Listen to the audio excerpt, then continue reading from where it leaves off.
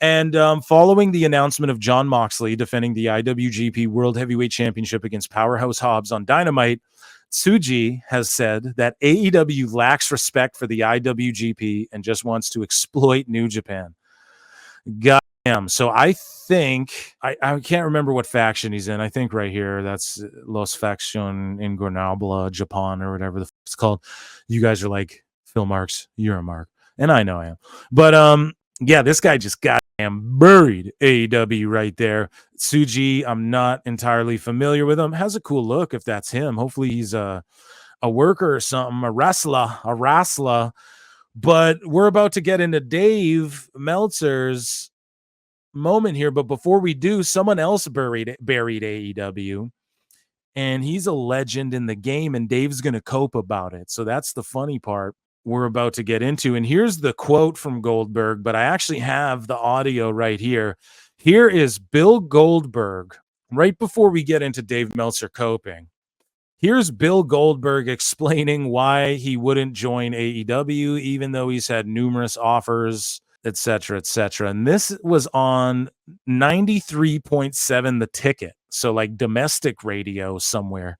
So shout out Bill Goldberg. Here's Bill Goldberg talking about why he didn't sign with AEW.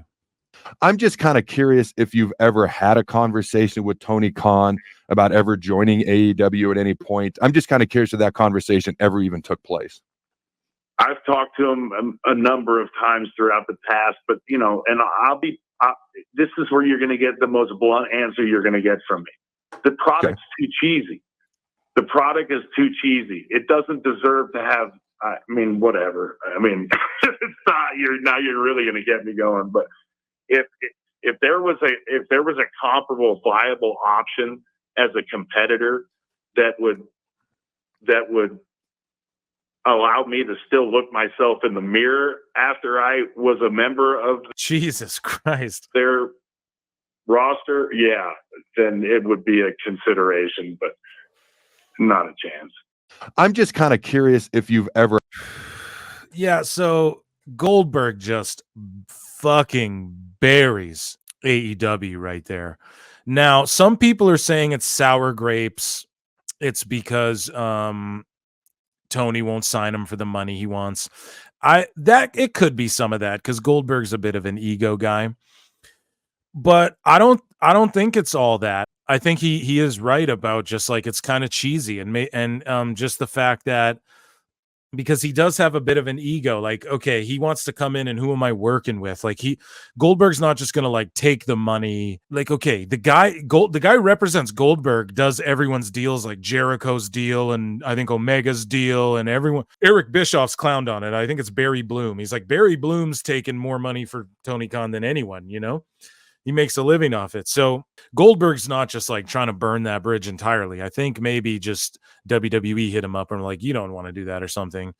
Or maybe Tony was like, yeah, we'll have you like, what do you want to do? And And I just think maybe Goldberg, his ego is like, yeah, I can't go into this goose. Or cause I don't think he's fully motivated by money, or we'd see him more and more and more. We'd see Goldberg like just in the WWE way more as well, right? But also he knows that like the Triple H, like they kind of had heat back in the day, and so who knows, man? Who knows what happens with all this? But he buried it.